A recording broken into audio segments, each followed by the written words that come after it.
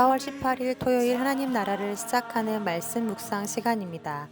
오늘 하나님께서 우리에게 주시는 말씀은 에스겔서 36장 1절에서 15절까지 말씀인데요. 조성민 집사님과 김양화 권사님께서 말씀을 낭독해 주시겠습니다.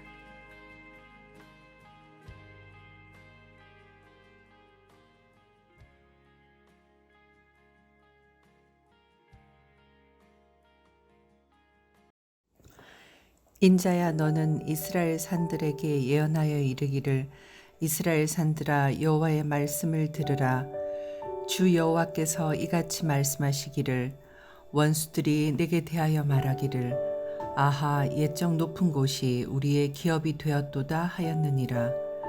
그러므로 너는 예언하여 이르기를, 주 여호와께서 이같이 말씀하시기를, 그들이 너희를 황폐하게 하고 너희 사방을 삼켜 너희가 남은 이방인의 기업이 되게 하여 사람의 말거리와 백성의 비방거리가 되게 하였도다.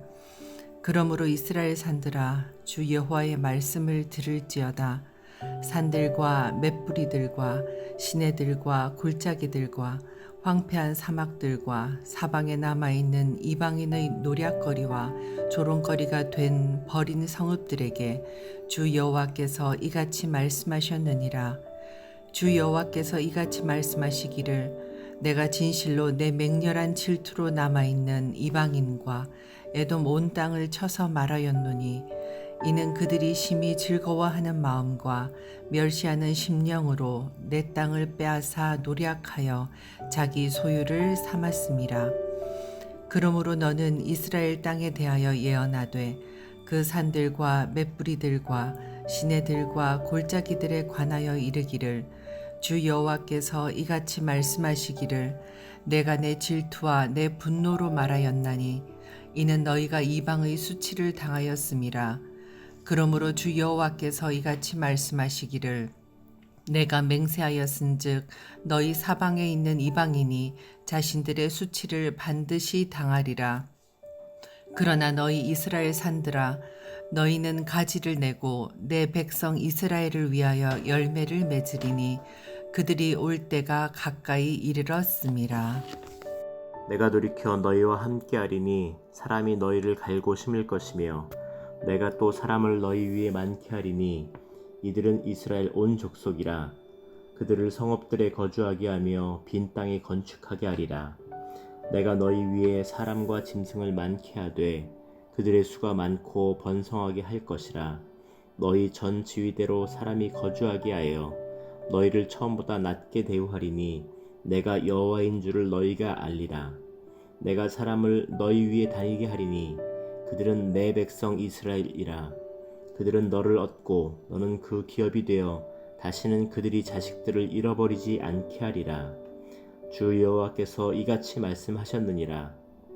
그들이 너희에게 이르기를, 너는 사람을 삼키는 자요 내 나라 백성을 제거한 자라 하거니와, 내가 다시는 사람을 삼키지 아니하며 다시는 내 나라 백성을 제거하지 아니하리라. 주 여호와의 말씀이니라.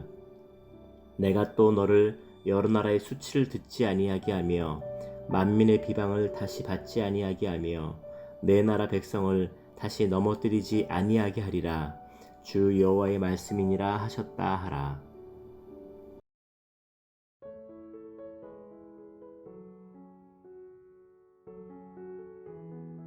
혹시 살면서 이런 경험 있지 않으세요? 엄마가 자녀들한테 서운하고 화나는 일이 있었습니다. 그래서 모임에 나가 자녀들 흉을 보죠. 우리 애들이 이랬네 저랬네 하면서요. 그래서 그 모임에 나온 사람들이 엄마의 속상한 마음에 공감해주면서 자녀들 욕을 같이 해줍니다.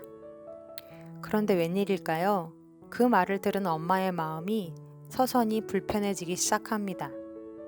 내가 내 자식 흉을 보는 건 괜찮은데 남이 내 자식 흉을 보는 건 싫은 겁니다. 옛말에 팔은 안으로 굽는다는 말이 있죠. 사람은 누구나 자기와 가까운 사람에게 마음이 기울어지게 마련이라는 뜻입니다. 오늘 본문의 말씀을 묵상하면서 앞서 드린 상황과 또 이 말이 생각이 났습니다. 과거 이스라엘이 하나님께 범죄하여 그에 대한 징계로 바벨론에 의해 멸망을 당해 땅은 황폐해지고 백성들은 바벨론의 포로로 끌려갔습니다. 하지만 이건 어디까지나 하나님께서 허락하신 일이고 그분의 뜻에 의해 잠깐 계획된 일이었지 하나님이 아예 이스라엘을 버리신 것이 아니었습니다. 그런데 그런 이스라엘의 멸망을 지켜보면서 좋아하고 수군거리며 조롱하는 이방국들이 있었습니다. 또한 그간 탐내오던 땅을 차지할 수 있는 기회를 맞이함에 이스라엘의 주변국들은 가나안 땅을 노력질하고 호시탐탐 공격하며 땅을 빼앗으려 하였습니다. 그러자 하나님께서 그런 이방국들을 바라보시며 분노하시고 그들에게 보복하실 것에 대해 말씀하시죠. 나는 내 자녀 이스라엘에게 매를 들고 나는 내 아들 유다를 건드릴 수 있지만 너희들은 그럴 수 없다는 겁니다. 너희가 내 자녀 이스라엘을 못살게 굴고 내 자녀의 것을 도적질하는 것은 도저히 용납하지 못하겠다 말씀하십니다. 오늘 말씀을 읽어내려 가면서 두 단어의 눈길이 갔습니다. 먼저는 5절 말씀에 나와 있는 내 땅이라는 단어였고 두 번째 단어는 7절과 12절 말씀에 나와 있는 내 백성 이스라엘이라는 단어였습니다. 하나님은 이방국들이 하나님께서 이스라엘에게 약속의 기업으로 주신 가나안 땅을 침략하는 것을 용납하지 않으십니다. 또한 비록 잘못해서 매를 맞고 다른 민족에게 멸망을 당하여 이것저것으로 흩어져 있지만 그래도 내가 사랑하는 내 자녀 이스라엘이라고 말씀하십니다. 그래서 조만간 다시 그 땅을 되돌려 주시며 잃어버린 명예를 회복시켜 주시고 다시는 이방국들에게 수치를 당하지 않게 해주시겠다고 약속하시죠. 7절과 8절 말씀인데요. 다시 한번 말씀을 읽어드리겠습니다. 그러므로 주 여호와께서 이같이 말씀하시기를 내가 맹세하였은즉 너희 사방에 있는 이방인이 자신들의 수치를 반드시 당하리라. 그러나 너희 이스라엘 산들아 너희는 가지를 내고 내 백성 이스라엘을 위하여 열매를 맺으리니 그들이 올 때가 가까이 이르렀음이라. 또한 12절 말씀인데요. 내가 사람을 너희 위에 다니게 하리니 그들은 내 백성 이스라엘이라.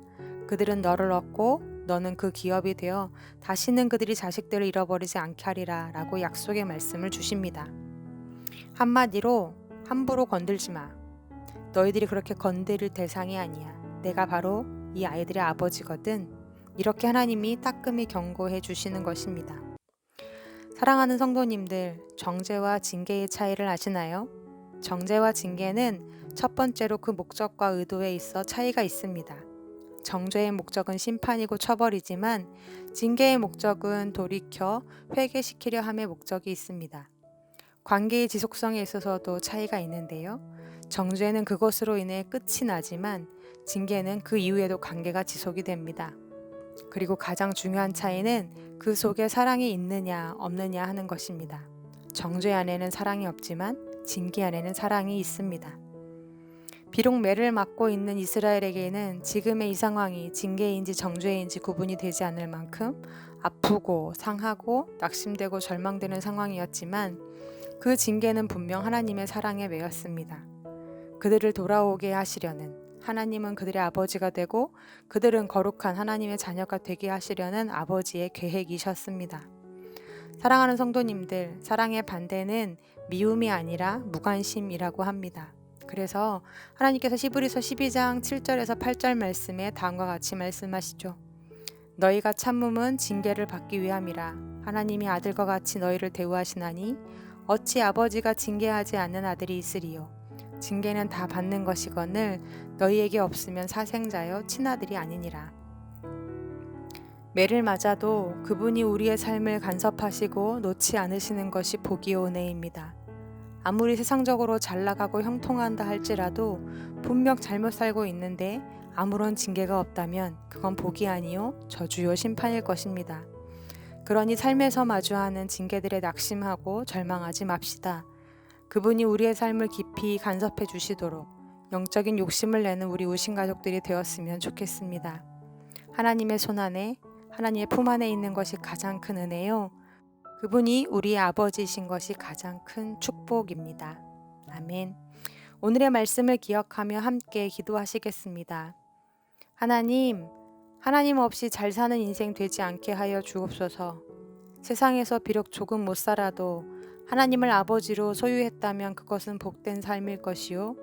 세상에서 아무리 형통한 삶을 살아도 그 안에 하나님이 계시지 않는다면 그것만큼 불행한 삶이 없을 것입니다. 하나님, 우리가 복이 있는 자 되게 하여 주옵소서. 우리에게 믿음과 지혜를 주사 세상의 복이 아닌 하나님의 복을 더 귀히 여기는 자들 되게 해달라고, 우리의 삶을 간섭하사 매일같이 성령 하나님과 민감히 교통하는 삶을 사는 우리들이 되게 해달라고 이 시간 함께 기도하시겠습니다.